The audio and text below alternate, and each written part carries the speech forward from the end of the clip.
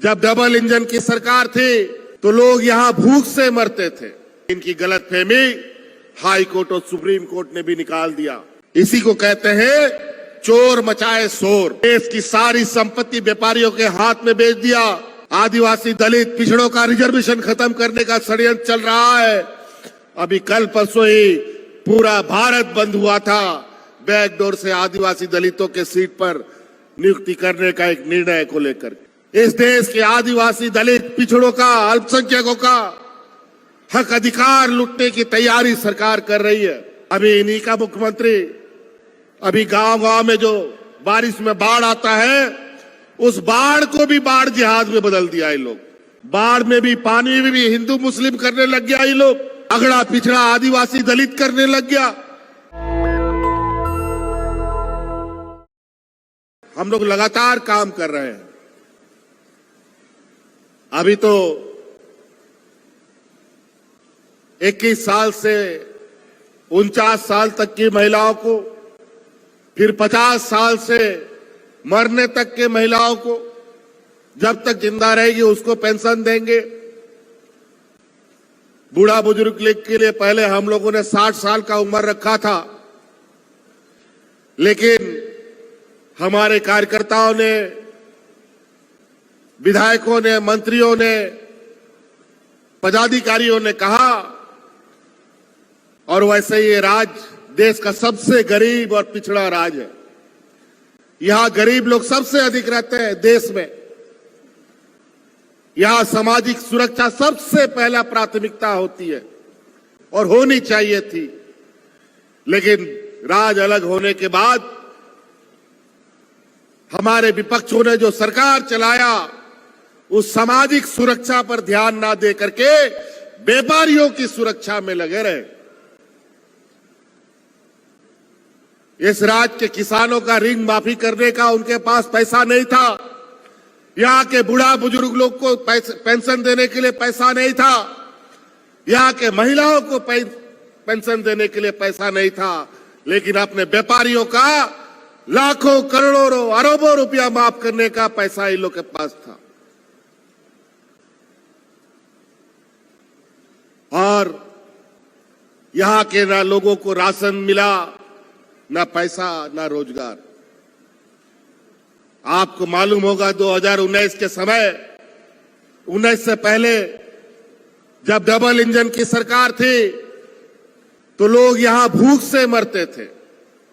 आम दिना, सामान्य दिनों में लोग भूख से मरते थे। हाथ में राशन कार्ड लेकर के भात करके लोग मरता था। लेकिन कोरोना जैसा महामारी आया, हाट बाजार, गाड़ी मोटर, काम धंधा, दुकान सब बंद।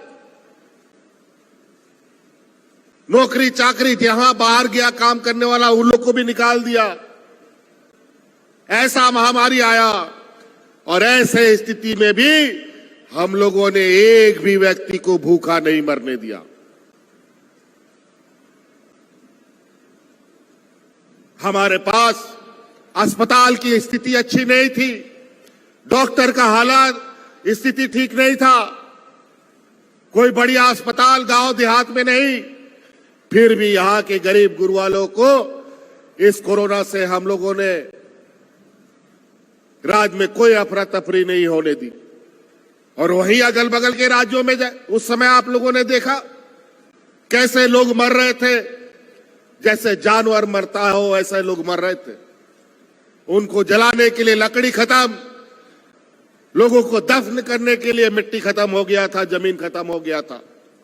ऐसे स्थिति में भी हम हवाई जहाज से, ट्रेन से, बस से अपने मजदूर भाइयों को दिल्ली, मुंबई, कर्नाटका से ढो करके आप लोगों के घर तक पहुंचाने का काम करते थे।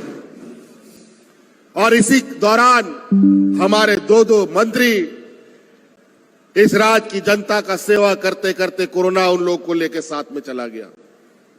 आज इस महिला सम्मान योजना जिस विभाग के द्वारा चलाया जा रहा है, वो विभाग आज हमारे बीच में बैठी बेबी देवी जी हैं। ये कौन है मालूम है? ये स्वर्गीय जगन्नाथ मातो जी की बेवा पत्नी है, जो जिसने कोरोना ने उसको निगल लिया। आज उन्हीं की पत्नी ने अपने विभाग से यहां की महिलाओं को सम्मान देने का काम किया। इसीलिए हर एक दिन शुरू से जब से हम लोगों ने सरकार बनाई, हम लोग आए दिन मुसीबतों में घिरते रहे। कोरोना जैसा महामारी, राज्य में खजानों का खजाना बिल्कुल खाली, ऐसे विपरीत परिस्थिति में भी राज्य को मजबूती के साथ आगे बढ़ाने का हम लोगों ने काम किया। लेकिन इसी बीच हमारे विपक्ष के लोग, भारतीय जनता पार्टी के लोग, जिन्होंने 18-20 साल राज्य को हाँकने का काम किया, ये लोग मेरे पीछे लगातार षड्यंत्र रचते रहे। झूठा आरोपों में इन लोगों ने कोर्ट कचहरी करके मुझे जेल में भी डाल दिया। 5-6 महीना वहां रहने के बाद आज हम आपके बीच में खड़े हैं।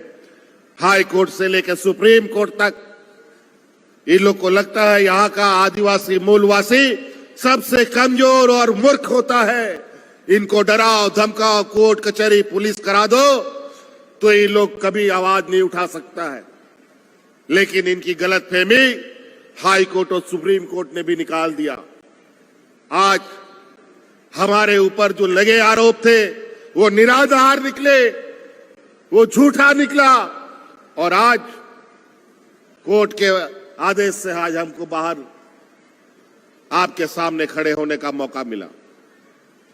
निरंतर आप लोगों का, हमारे किसान भाइयों का ऋण माफी क्या बात करें, महिलाओं को सम्मान राशि देने का बात करें, बूढ़े बुजुर्गों का लाठी उनके हाथ में थमाने का काम करें,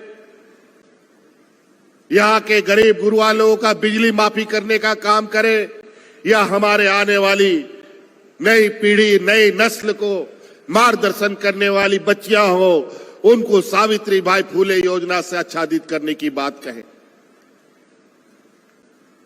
आज गरीब गुरुआ लोग सबसे अधिक, गरीबी का आलम ऐसा रहता है कि महिलाओं के ऊपर ही सबसे अधिक बोझ पड़ता है। हमारी बच्चियां 10वीं 11वीं पढ़ती नहीं है, उसके लिए दूल्हा ढूंढने लगता है हम लोग का गांव का माँ बाप लोग। अब इसका जरूरत नहीं है। अब आप लोग अपना बेटा बेटी लोग को पढ़ाइए और आप लोग का बेटा बेटी लोग का पढ़ाई का खर्चा अब सरकार उठाने जा रही है। आज गुरुजी का स्टूडेंट क्रेडिट कार्ड हमने लागू किया है। इससे हम अपने गरीब बच्चों को 15 लाख रुपया बिना किसी गारंटी का बैंक से दिलवाने का काम करेंगे। डॉक्टर बनाइए, इंजीनियर बनाइए, वकील बनाइए, पत्रकार बनाइए, आईएएस बनाइए, आईपीएस बनाइए, उसके लिए सरकार पैसा देगी आपको। आज नीति निर्धारण करने वाले लोग, इस राज्य के लोग बहुत कम है, गिने चुने लोग हैं। और जो लोग हम लोग ऊपर चढ़ने का कोशिश करते हैं, मार इतना टांग खींचने का काम करता है कि काम करने में बहुत कठिनाइयां होती है। आज इसीलिए आप लोगों से ये आग्रह और सुनने आए हैं, ये महिला सम्मान अनवरत चलना चाहिए कि नहीं चाहिए? ये महिला सम्मान हमेशा चलना चाहिए। और हमारा ये संकल्प है, अभी 1-2 महीना के बाद यहां चुनाव होगा। विरोधी लोग आजकल तरह तरह का षड्यंत्र रचने में लगे हैं। यहां के नेताओं से यहां राज नहीं संभल रहा तो छत्तीसगढ़, मध्य प्रदेश, असम से नेताओं को बुला करके या हिंदू, मुस्लिम, सिख, ईसाई, अगड़ा पिछड़ा का जहर हमारे समाज के बीच में डालने का काम कर रहा है। हम विशेषकर महिला बहनों से हम कहना चाहेंगे, माताओं से कहना चाहेंगे, हमारा यह संकल्प है कि हर एक घर में आने वाला हमारा जो कार्यकाल होगा इस सरकार का, हर एक घर में 1-1 लाख रुपया पहुंचाने का हमारा संकल्प है, ताकि आपको आने वाला समय में अपने बाल बच्चा और खेती बाड़ी की चिंता करने की आवश्यकता नहीं है। योजनाएं तो हम लोगों ने बहुत चलाई है। बिरसा हरित ग्राम योजना, पशुधन योजना, मुख्यमंत्री रोजगार सृजन योजना, आज गाड़ी, जानवर, हमारे मंत्री जी तो ने बहुत कुछ कहा आपको। आज हमारे इस राज्य से बाहर जाने वाले मजदूर का भी सिर्फ झारखंड में रहने वाले लोगों को ही हम लोग नहीं देख रहे, बल्कि राज्य से बाहर, चाहे वो बेंगलोर हो, असम हो, कहीं पर भी लोग काम कर रहे हो, वहां के लोगों का भी हम लोग, झारखंड के लोगों का ख्याल रखते हैं। और जहां उनके ऊपर कोई घटना घटती है, उनको भी हम लोग वहां सहायता पहुंचाते हैं और उनके मृत्यु होने पर उनको घर तक पहुंचाने का काम करते हैं। लेकिन हमारे विपक्षों को ये पेट पे ये पछता नहीं है कि आज सरकार इतना बेहतरीन काम कर रही है और इसी के दर्द से इन लोग अपना बौद्धिक ताकत का उपयोग करके, इनके पास पढ़े लिखे लोग बहुत हैं, बुद्धिजीवी लोग बहुत हैं, वकील, जज इनके दोस्त यार लोग हैं, बड़े बड़े पदाधिकारी इनके दोस्त यार हैं, और गरीब गुरुआ लोग को झूठे केस मुकदमे में डालकर उनके कामों में रोड़ा लगाने का काम कर रहे हैं। इसीलिए बातें बहुत है, अभी हमें काम में भी और कामों में भी जाना है। आप लोग बहुत दूर दराज से आए, खेती बाड़ी का भी समय है, वक्त का मौसम ऐसा बदल रहा है, जब बारिश होना चाहिए उसमें गर्मी पड़ता है, जब गर्मी पड़ना चाहिए उसमें धूप होता है, और जब धूप होना चाहिए उसमें ठंडा पड़ता है। आज किसान भी परेशान है, इसीलिए हम लोगों ने बिरसा हरित ग्राम योजना लाया है, ताकि आप के पास अगर जमीन जायदाद है तो धान, गेहूं, साग सब्जी के अलावा आप फलदार वृक्ष का भी खेती करना शुरू कीजिए। आज आप पशुधन के माध्यम से भी अपना आय को वृद्धि कर सकते हैं, अपनी आमदनी बढ़ा सकते हैं। आप मुर्गी पालन कीजिए, बकरी पालन कीजिए। गांव देहात का लोग तो करता ही है ये काम, और लोग खाता भी है। आज के दिन में भी मांस मछली लोग खाता है, और आज यहां इस राज्य में मांस मछली अंडा दूसरे राज्य से लाना पड़ता है। अजीब हालत, बताओ। दूसरा राज्य से हम लोग बकरी लाते हैं, मछली लाते हैं, अंडा लाते हैं, और यहां का आमदनी दूसरे राज्य में चला जाता है। काहे हमारा गांव का देहात का लोग बकरी, मुर्गी, अंडा, मछली पाल सकता है और बाजार में बेच करके आमदनी बढ़ा सकता है? क्यों नहीं हो सकता? तो इसीलिए हर काम में आमदनी है, पैसा उससे कमाया जा सकता है, बशर्ते आपको काम करना होगा। और आज आपका आर्थिक समृद्धि कैसे हो, आपका घर में पैसा अधिक से अधिक कैसे आए, इसके लिए सरकार हर दरवाजा खोल के रखी है। आप अपना स्वरोजगार, चाहे वो दुकान चलाना चाहते हैं, गाड़ी भाड़ा में चलाना चाहते हैं, कपड़ा दुकान, सिलाई दुकान, राशन दुकान,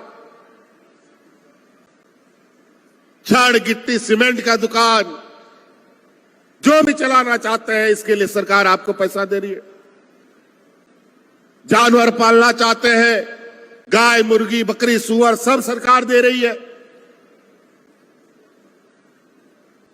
पहले के सरकारी डबल इंजन की सरकारों ने इस राज्य में ऐसे ऐसे जानवर बांटे किसानों को कि जानवर तो ले गया, लेकिन पता चला 6 महीने के बाद मर गया, और उसके ऊपर जितना खर्चा किया, किसान बेचारा दोबारा फिर जानवर पालने का नाम ही नहीं लेता है, कान पकड़ लेता है कि जानवर नहीं पालेंगे। लेकिन इस बार हमारी सरकार ने जो जानवर देने का निर्णय लिया है, आपको जो जानवर मिलेगा वो जानवर बीमा किया हुआ जानवर मिलेगा। अगर गलती से अगर कोई बीमारी से जानवर मर भी गया तो जानवर का पूरा पैसा बीमा कंपनी वाला आपको ला करके देगा। तो नुकसान कहां है? आप पढ़े लिखे लोगों के लिए हम लोग लगातार रोजगार और रिक्त पदों पर नौकरियां दे रहे हैं। अभी भी कुछ बहाली चल रहा है, शायद कोई सिपाही का इधर उधर, कभी शिक्षक की बहाली, कभी सहायक इंजीनियर की बहाली, कभी पारा शिक्षक, पंचायत सचिवों की बहाली, वैज्ञानिकों की बहाली, प्रोजेक्ट भवन में कर्मचारियों की बहाली, तरह तरह की बहालियां हैं हम लोगों ने निकाली। अभी सिपाही लोग की भी बहाली निकलने वाली है, उत्पाद सिपाही का भी बहाली, वन रक्षी का बहाली। लेकिन क्या करेंगे, राज्य सरकार भी कितना बहाली देगा? जितना खाली पद होगा उतना ही न देगा। लेकिन जो देश में सबसे अधिक बहाली देता था फौज में नियुक्ति बंद हो गई, जो भारत सरकार करता था, भाजपा की सरकार करती थी। जहां सबसे अधिक बहाली होती थी कोल इंडिया में, वो बंद हो गया भारत सरकार के द्वारा। जहां थोड़ा सा पढ़ा लिखा नौजवान बैंकों में नौकरी करने जाता था, वो नौकरी भी बंद हो गया। बहुत सारा लोग रेल में नौकरी करने जाता था, वो भी बंद हो गया। सब राज्य सरकार के मत्थे में लाके पटक दो। इसी को कहते हैं चोर मचाए शोर। देश की सारी संपत्ति व्यापारियों के हाथ में बेच दिया। आदिवासी दलित पिछड़ों का रिजर्वेशन खत्म करने का षड्यंत्र चल रहा है। अभी कल परसों ही पूरा भारत बंद हुआ था, बैकडोर से आदिवासी दलितों के सीट पर नियुक्ति करने का एक निर्णय को लेकर। बड़े योजनाबद्ध तरीके से इस देश के आदिवासी दलित पिछड़ों का, अल्पसंख्यकों का हक अधिकार लूटने की तैयारी सरकार कर रही है। ये सामंती केंद्र की सरकार जिस राज्य में अमन चैन शांति है, वहां पर इनका रोटी नहीं गलता, लेकिन जहां लोग आपस में झगड़ा करते हैं उनका रोटी पक जाता है। अभी इन्हीं का मुख्यमंत्री, अभी गांव-गांव में जो बारिश में बाढ़ आता है, उस बाढ़ को भी बाढ़ जिहाद में बदल दिया है लोग। कभी लव जिहाद, कभी शिक्षा जिहाद, कभी बाढ़ जिहाद। अजीब हालत है। बाढ़ में भी, पानी में भी हिंदू मुस्लिम करने लग गया ये लोग। अगड़ा पिछड़ा आदिवासी दलित करने लग गया। इसलिए इन होशियार लोगों से संभल के रहिएगा। चुनाव में बहुत सारा मेंढक इस तरीके से बाहर निकल के टर टर करेगा कि आपका माथा खराब करने का कोई कसर नहीं छोड़ेगा। इसीलिए आज विशेषकर ये कार्यक्रम महिला जनों के लिए है और महिला सम्मान के लिए गठबंधन की सरकार हमेशा खड़ी है। महिला मजबूत होगी तो आने वाला पीढ़ी भी मजबूत होगा, शिक्षित होगा। आज बच्चों की पढ़ाई के लिए मॉडल स्कूल हम खोल रहे हैं। अभी 80 स्कूल खुला है पूरे राज्य में, जहां प्राइवेट स्कूल की तरह पढ़ाई शुरू हो रही है। शिक्षकों की बहाली भी हो गई है। अभी 5000 स्कूल वैसे बनाने हैं ताकि आने वाला समय में गुणवत्ता शिक्षा हमारे बच्चों को मिल सके। आज गांव-गांव, पंचायत में पदाधिकारियों को भेजकर आपकी समस्याओं का समाधान हम कर रहे हैं। आज उसी का नतीजा है कि बुजुर्गों को सबसे पहले हम लोगों ने सम्मान देने का काम किया। बेटियों को सम्मान देने का काम किया और इस राज्य की आधी आबादियों को सम्मान देने का काम किया है। तो इसलिए अभी और भी बहुत काम करना बाकी है। 20 सालों में इन लोगों ने इस राज्य को इतना पीछे धकेल दिया है कि आप इसको पटरी पे लाते लाते अभी थोड़ा और समय लगेगा। आने वाला 5-6 सालों में इस राज्य को हम उस जगह पर ले जाना चाहते हैं जहां दिल्ली, बॉम्बे खड़ा है। आज वहां के लोग जिस तरीके से वहां की सरकारें आमदनी और वहां का लोगों का आमदनी है, उसी तरीके के हमारे झारखंड का लोगों का आमदनी बढ़े, इसी लक्ष्य के साथ हम लोग अपना कार्य में लगे हैं और इसमें आप सब लोगों का सहयोग अति आवश्यक है। इसीलिए अभी हम लोग इन्हीं योजनाओं के साथ आगे बढ़े। सरकार की और योजनाएं आपके बीच में आएंगी जिसका लाभ और आपके आर्थिक कमजोरी को दूर करने में लाभ होगा। तो इसलिए साथी बहुत ज्यादा नहीं कहते हुए इन्हीं बातों के साथ नुआ की कथा में कहते कथा मुझे दा नोंडे पे सौर सटेरना अडी अडी सराव अली सेन खान आरोमिदाव अडी अडी गुण मनाओ जोहार।